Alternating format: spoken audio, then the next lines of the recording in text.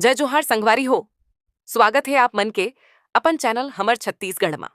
आज हमन ली हूँ महाभारत के एक अउ गहिरा मोड़ एम, जब हस्तिनापुर के राजवंश एम उत्तराधिकारी के संकट आगे रहिस अउ ओ संकट ला टारण खातिर भीष्म, सत्यवती अउ वेदव्यास तीनों अपन अपन भूमिका निभाथे। राजा शांतनु के निधन के बाद हस्तिनापुर के गद्दी मोकर पुत्र देवव्रत, जेन अब भीष्म के नाम ले जाने जाथे, गद्दी नहीं ले सके काबर की वो अपन प्रतिज्ञा निभा रहिस। शांतनु और सत्यवती के मिलन के बाद जौन संतान होइस वो रहिस चित्रांगद और विचित्रवीर्य। चित्रांगद एक युद्ध में मारे जाथे और अब गद्दी रही थे विचित्रवीर्य के हाथ में। अब आए रहिस सवाल उकर विवाह के।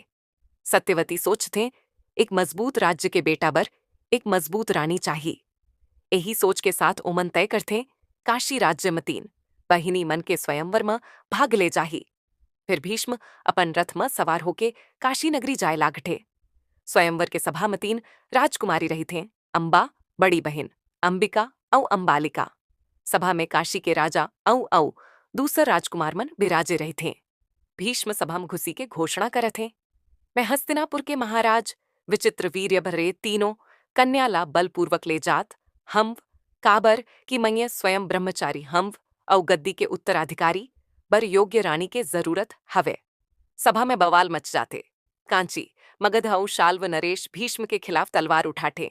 फिर भीष्म अकेला ओ मल्ला पराजित कर देव थे। शाल्व राजा जे अंबा ले प्रेम करत रहिस ओहू हार जाथे।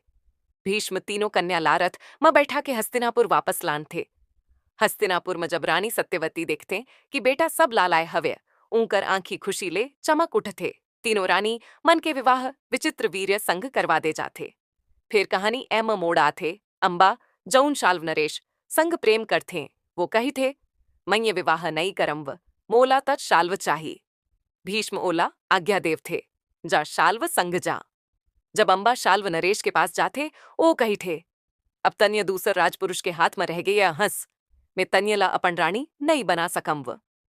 अंबा अपमानित होके वापस आवत है और भीष्म के खिलाफ प्रतिज्ञा करते, मैं तोर मृत्यु के कारण बनहूं, चाहे एक दिन खातिर औरत बनहूं या जन्म ले पुरुष बन जाऊं। ए अंबा के प्रतिशोधी भावना आगे चल के शिखंडी के रूप में जन्म लेते। अब बारी आते विचित्रवीर्य के शासन के। फिर उकर जीवन लंबा नहीं रहे थे।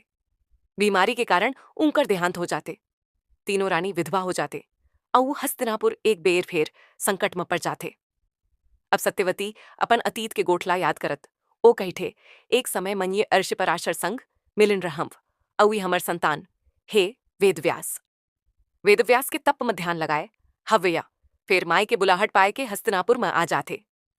ओ माँ के आज्ञा अनुसार धर्म अनुसार नियोग विधि ले अंबिका अंबालिका और दासी संग संतान उत्पन्न करते। अंबिका ले जन्म होते धृतराष्ट्र अंध, अंबालिका ले जन्म होते पांडु रोगग्रस्त शरीर, दासी ले जन्म होते विदुर नीति के झाता सेवक वर्ग के। अब हस्तिनापुर में तीन राजकुमार हवई धृतराष्ट्र पांडु और विदुर। धृतराष्ट्र अंध रही थे, राजगद्दी नहीं मिले। विदुर सेवक कुल के होते, गद्दी नहीं मिले। तब सिंहासन में बैठे पांडु। अब धीरे धीरे महाभारत के असली धारा तय होते। ये एपिसोड बताते भीष्म के त्याग, सत्यवती के रणनीति, अंबा के प्रतिशोध, वेदव्यास के आगमन और वो उत्तराधिकार के बीजारोपण। ये सब घटनाएं महाभारत के गर्भ में छुपे रहेस और अब ओकर गर्जना शुरू हो गए हवे। जय जोहार, जय छत्तीसगढ़। अगला एपिसोड में मिलबो पांडु कुंती और माद्री के विवाह और पांडवों के जन्म कथा संग।